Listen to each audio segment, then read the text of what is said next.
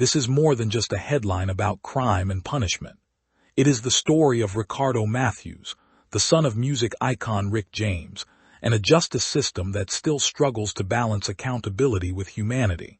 His recent life sentence under California's three-strikes law has sparked questions far beyond the courtroom.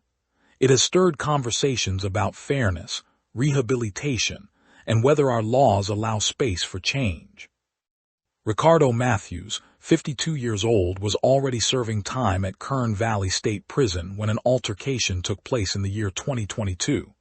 The incident lasted seconds. An argument escalated, and Mathews used what officials described as a slungshot, a strap with a heavy object at the end. The other inmate sustained a broken nose and needed stitches. There was no loss of life. This act was serious, but the consequences that followed went far beyond the immediate harm. Because of his prior convictions, the case was prosecuted under the three-strikes law.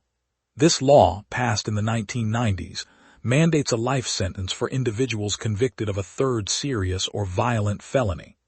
In Mathews' case, his criminal history, which includes robbery and assault, meant there was no room for judicial discretion.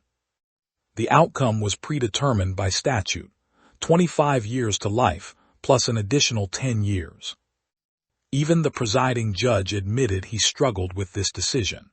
He had come to know Mathews in the courtroom and saw more than the file of charges. Yet the rigidity of the law left little room for weighing personal growth, context, or the potential for redemption.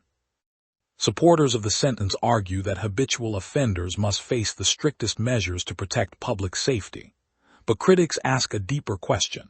Should a single, non-fatal prison fight erase any possibility of a man ever re-entering society? They point out that such laws often fail to measure change, ignoring the human capacity for growth and the ways in which long-term incarceration can be a cycle rather than a solution. Ricardo Mathews' story forces us to confront the deeper flaws in mandatory sentencing. It challenges the belief that one set of rules can fit every human situation. It reminds us that the law should serve justice, and justice should be rooted in understanding as much as in discipline. This case is about more than one man. It is about whether we believe people can change, and whether our justice system allows them the chance to prove it. Sympathy for Ricardo Mathews does not mean excusing his actions. It means recognizing that a life behind bars without hope of release may not be the only path to accountability. If we truly believe in rehabilitation, we must call for change. We must advocate for sentencing laws that allow judges to consider the whole person, the circumstances, and the possibility of transformation.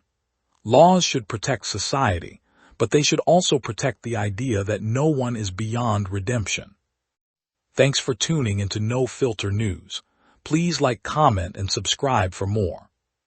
The story of Ricardo Mathews is a reminder that justice without compassion is incomplete, and that change in our laws could mean change in countless lives.